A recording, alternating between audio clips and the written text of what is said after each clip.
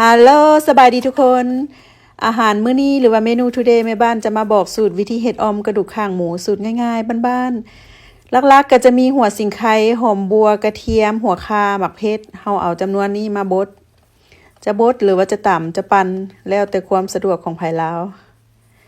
เมนูนี้ครับฮ้องว่าแซ่บพี่น้องเอ๋ยจะเป็นไก่หรือว่าเป็นหมูก็ได้เด้อแต่ว่าอันนี้แม่บ้านเอาอันเป็นกระดูกข้างค่ะนะกระดูกข้างอ่อนของหมูค่ะนะโดนเฮ็ดกินเท่านึงก็แซ่บพี่น้องคันถ้าคิดเมนูอันไหนบ่ออกก็ลองเอาเมนูนี้ไปเฮ็ดกินเบิ่งเด้อเฮาก็มาปั่นเฮ็ดหยาบๆนิดนึงค่ะแหละหลังจากปั่นเรียบร้อยแล้วขั้นตอนต่อไปเฮาก็ตั้งหม้อแล้วก็แม่บ้านใส่กระดูกหมูนี่ประมาณครึ่งกิโลพี่น้องเอ๋ยกระดูกข้างอ่อนนี่นะเพิ่นจะคั่วก่อนจะคั่วจะบ่เจียวน้ำมันน้ำหยังเด้อเพราะว่าคันถ้าเฮาคั่วไปแล้วมันก็จะมีน้ำมันมันออกมาโดยอัตโนมัติหั่นนะหลังจากนั้นเฮาก็เอาหอมที่แม่บ้านบดหั่นมาใส่จะคั่วไปให้มันแห้มเอาแห้มน้อยนึงหั่นนะเด้หอมคักหอมแน่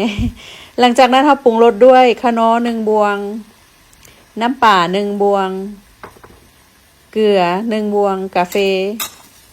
แล้วเฮาก็คนต่อไปคั่วให้มันหั่นหั่นนะภาษาบ้านข่อยเอิ้นหั่นหลังจากนั้นจะปิดฝาพักไว้น้อยหนึ่งประมาณ10นาทีหลังจาก10นาทีผ่านไปเฮาก็มาคนอีกแล้วต่อมาแม่บ้านจะใส่น้ำประมาณ2จอกพี่น้องเอ๋ยเฮาจะเฮ็ดออมเป็นเจาะหั่นนะหลังจากนั้นจะพักอีกประมาณ15นาทีเพื่อให้กระดูกหมูสุกแล้วมาเบิ่งกันอีกเนาะอันนี้จะเป็นเครื่องปรุงกับเฮ็ดสนุนหรือว่าเฮ็ดหูหนูอันนี้จะเป็นสะคานพี่น้องเอ๋ยสะคานแห้งเอามาแต่เมืองลาวก็ต้องมีสะคานอันนี้จะเป็นนอกขมแห้งแม่ของแม่บ้านฝากมาให้นอกขมค่ะนะนอกขมแห้งข่อยจะใส่นอกขมใส่สะคานแล้วก็จะมีอันมะเขือผักกาดอันนี้ก็เป็นผักกาดอยู่หน้าบ้านรอดตายจากสโนก็ได้เท่านี้แหละพี่น้องเอ๋ยผักกาดเขียวแม่บ้านจะใส่ผักกาดเขียวประมาณกำนึงแล้วก็มันจะขมน้อยนึงค่ะนะแล้วก็จะเป็นอันผักซีเอากลับมาตัดประมาณข้อมือนึงนี่แหละข้อมือ2ข้อมือเครื่องหอมก็จะมีแต่ผักซีค่ะละหลังจากที่10หรือ15นาทีผ่านไปกับกระดูกหมูเขาก็ถือว่าสุกต่อมาก็จะมาปรุงรสด้วยเอาอันสะคานใส่ก่อนสะคานนี่ที่จริงมันสุกมาเรียบร้อยแล้วก็สะคานแล้วก็เอาอันนอขมใส่มันจะเป็นอาหารไทยเหนือพี่น้องไทยทั้งเหนือแล้วก็เอาเฮ็ดหูหนูแล้วเฮ็ดสนุนนี่ใส่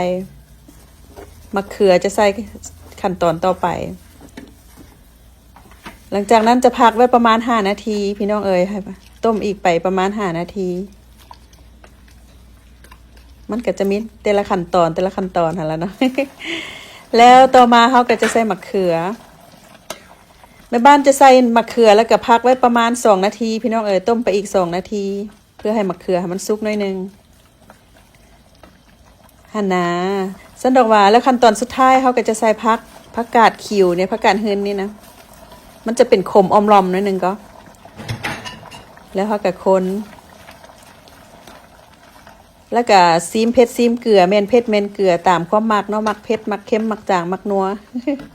ผักกาดนี่เขาใส่นี่จะประมาณ1นาทีนี่แหละจะบ่ใส่โดนเพราะว่ามันหม้อมันก็จะฮ้อนอยู่แล้วหั่นนะมันจะเฮ็ดให้เปื่อยไว้มันจะเฮ็ดให้เละสันดอกว่าพี่น้องเอ๋ยหลังจากนั้นเฮาก็มาซีมตามความมัก ขั้นตอนสุดท้ายเฮาก็ใส่ผักชีลงไปคันถ้ามีผักอีตูใส่ผักอีตูแล้วก็ปลาแดกแม่บ้านใส่ปลาแดก1บวง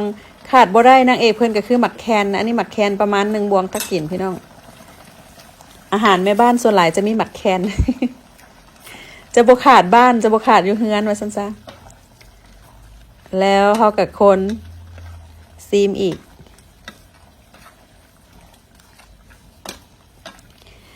กระดูกข้างหมูแล้วอ้อมกระดูกข้างหมูนี่ก็เป็นอาหารเป็นเมนูหนึ่งที่แม่บ้านมักพี่น้องเอ๋ยเฮ็ดกินตลอดแต่ว่าค่อยบ่ได้อัดคลิปบัดมื้อนี้ค่อยมาบอกวิธีหลังจากนั้นเฮาก็มาซิมจางเผ็ดจางเกลือจางแป้งนัวก็เติมใส่ตามความมักของไผลาวเนาะบางคนก็มักเค็มบางคนก็มักจางหลังจากนั้นก็ปิดไฟแล้วก็พร้อมเสิร์ฟ หน้าตาเพิ่นออกมาก็จะประมาณนี้ หอมหมักแคนหอมปลาแดกหอมไปทั่วที่ทั่วแดน พี่น้องลองเอาสูตรของแม่บ้านนี่ไปเฮ็ดกินเบิ่งเด้อครับห้องว่าแซ่บไปก่อนเด้อ